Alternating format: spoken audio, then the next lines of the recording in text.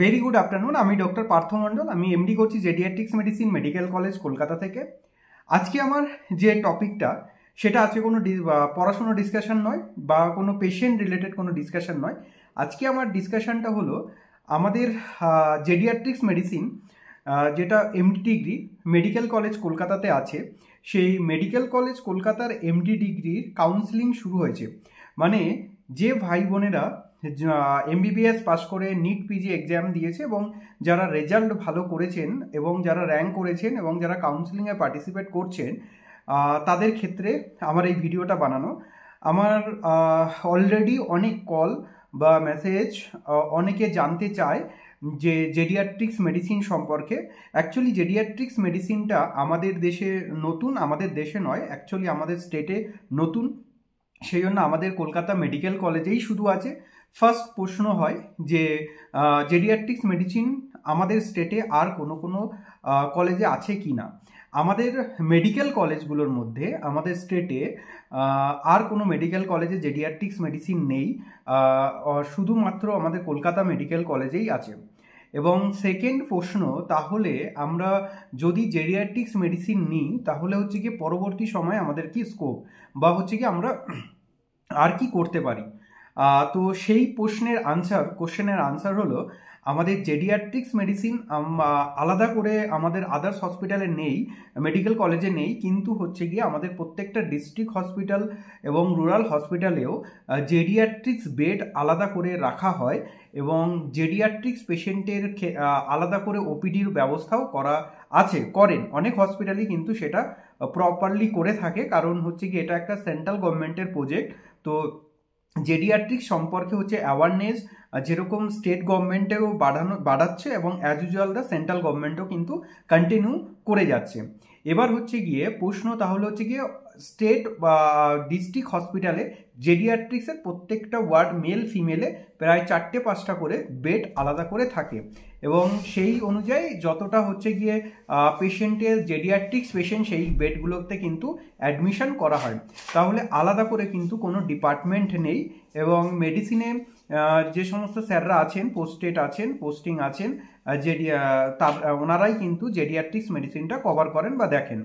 যেহেতু আমাদের স্টেটে জেডিয়াট্রিক্স মেডিসিনের ডাক্তার খুব অল্প মানে কয়েকজন আছেন এমডি জেডিয়াট্রিক্স মেডিসিন, সেই জন্য প্রত্যেকটা হসপিটালে বা প্রত্যেকটা ডিস্ট্রিক্ট হসপিটালে দেওয়া কিন্তু পসিবল নয়।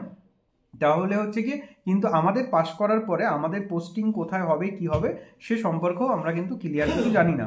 এখন হচ্ছে গিয়ে সেকেন্ড কোশ্চেন, যে পরবর্তী সময় কোনো ডিএম করার কোনো অপরচুনিটি আছে কি না বা ডিএম করতে পারবো কি না।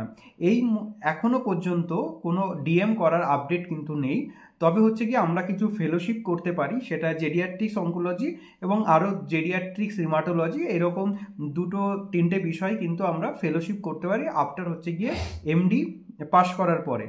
তাহলে এবার হচ্ছে গিয়ে প্রশ্ন যে আমাদের আফটার পোস্টিং আমরা কোথায় পাবো, মানে হচ্ছে গিয়ে এসআরশিপ কোথায় করব, সেটা হচ্ছে কি অ্যাজ ইউজুয়াল রিকোয়ারমেন্ট অনুযায়ী স্টেটে কোথায় কি দরকার সেই অনুযায়ী কিন্তু আমাদের পোস্টিং দেবে। তো এখনো পর্যন্ত আমরা নিজেরাও শিওর নই যে আমরা আমাদের পরবর্তী সময়ের পোস্টিং কোথায় পাবো।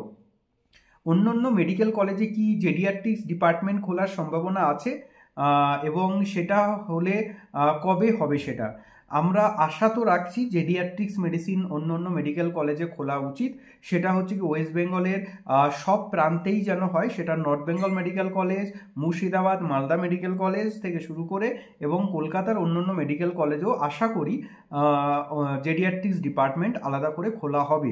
কারণ হচ্ছে কি জেডিয়াট্রিক্স পপুলেশন যে পরিমাণে বাড়ছে, আজকে যে পেশেন্টের আজকে বয়স 55 বছর, সে ঠিক 5 বছর পরে 60 বছরে পা দেবে।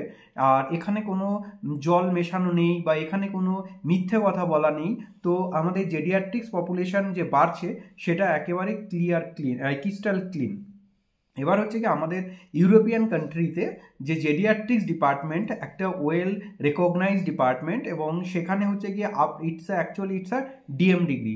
তো আমাদের দেশে সেই যেহেতু জেডিয়াট্রিক্স ডিপার্টমেন্ট, কোনো একটা ডিপার্টমেন্ট, শুধু জেডিয়াট্রিক্সই নয়, কোনো একটা ডিপার্টমেন্ট প্রথমে চালাতে গেলে বা রান করতে হলে গভর্নমেন্ট, কারণ হচ্ছে যেহেতু অপরচুনিটি কম থাকে সেই জন্য অনেক কিছু তাদের দেখে বিবেচনা করে করতে হয়। এই মুহূর্তে যদি জেডিয়াট্রিক্স মেডিসিনটাকে ডিএম করে দেয় তাহলে হয়তো, যেহেতু স্কোপ আপাতত কম, তো ডিএম ডিগ্রি কেউ আফটার জেনারেল মেডিসিনের এমডি করার পরে ডিএমএ কেউ কিন্তু এই ব্রাঞ্চটা নাও নিতে পারে। তো সেই জন্য এখন আপাতত এমডি ডিগ্রি দিয়েই শুরু হয়েছে, পরবর্তী সময় হয়তো এটা ডিএম ডিগ্রিতে কনভার্ট হতে পারে, বা সেটা ডিপেন্ডস অন দ্য রিকোয়ারমেন্ট অনুযায়ী, বা কতটা ভাবে আমাদের জেডিয়াট্রিক্স ডিপার্টমেন্টটা ভালো কাজ করতে পারে তার উপরেও অনেকটা ডিপেন্ড করবে।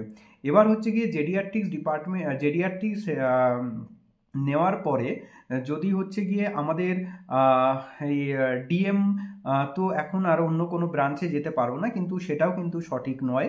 কারণ হচ্ছে গিয়ে যে কোনো একটা গভর্নমেন্টসের রুল থাকে, সেন্ট্রাল গভর্নমেন্টসের রুল থাকে যে এত অ্যামাউন্ট অফ ডক্টর যতক্ষণ না পর্যন্ত কোনো একটা ডিগ্রিতে না তৈরি হয়, তারা হচ্ছে গিয়ে অন্য কোনো ডিগ্রি মানে সুপার স্পেশালিটি ডিগ্রিতে কিন্তু কনভার্ট বা শিফট করতে পারে না। তো আমার কাছে যতটা নলেজ, যে সেন্ট্রাল গভর্নমেন্ট চাইছে যে বাল্ক অ্যামাউন্টের একটা ডক্টর তৈরি করে, জেডিয়াট্রিক্স মেডিসিন এমডি ডক্টর তৈরি করে পরবর্তী সময় হয়তো আমাদেরও সেই স্কোপটা দেওয়া হবে কোনো হচ্ছে ডিএম করার জন্য। কারণ এখন যদি ডিএম আমরা দিয়ে দেয় তাহলে হচ্ছে কি অনেক জেডিয়াট্রিশিয়ানই ডিএম ডিগ্রি করার জন্য চলে যাবে। তাহলে হচ্ছে গিয়ে গভর্নমেন্টের যে প্রচেষ্টা বা হচ্ছে গিয়ে যে উদ্দেশ্য যে আমরা কিছু অ্যামাউন্টে জেডিয়াট্রিক্স ডাক্তার তৈরি করব, সেটার পরিমাণটা কিন্তু কমে যাবে। তাহলে হচ্ছে গিয়ে আমাদের হয়তো আফটার 2 to 3 ইয়ার্স পরে হয়তো যেরকম পেডিয়াট্রিক্স মেডিসিনের ডক্টররা ডিএম করেন, জেনারেল মেডিসিনের ডাক্তাররা ডিএম করেন, সেই সমস্ত ব্রাঞ্চগুলোতে জেডিয়াট্রিক্স মেডিসিনের ডাক্তাররাও কিন্তু ডিএম করতে পারবে। কারণ হচ্ছে গিয়ে এবার হচ্ছে আমাদের বলা হয় যে তারপরে কোশ্চেন যে জেডিয়াট্রিক্স মেডিসিন জেনারেল মেডিসিন থেকে কতটা ডিফারেন্স বা কি নতুন কি আছে।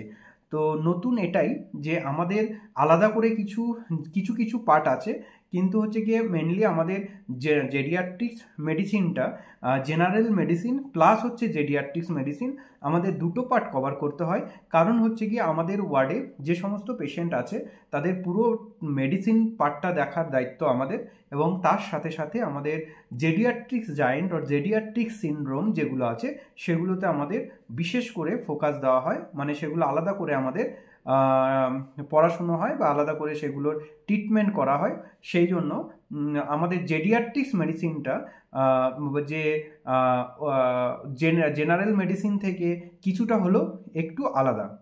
এবার হচ্ছে গিয়ে তাহলে জেডিয়াট্রিক্স মেডিসিন আর জেনারেল মেডিসিন দুটোর মধ্যে যে পার্থক্যটা বললাম সেটা তো একটা দিক রয়েছে, এবং তার সাথে সাথে যেটা করতে হয় আমাদের যেরকম কভার করতে হয় জেডিয়াট্রিক্স মানে জেডিয়াট্রিক্স পেশেন্ট মানে ডিমেনশিয়া হবে, তো আমাদের হচ্ছে গিয়ে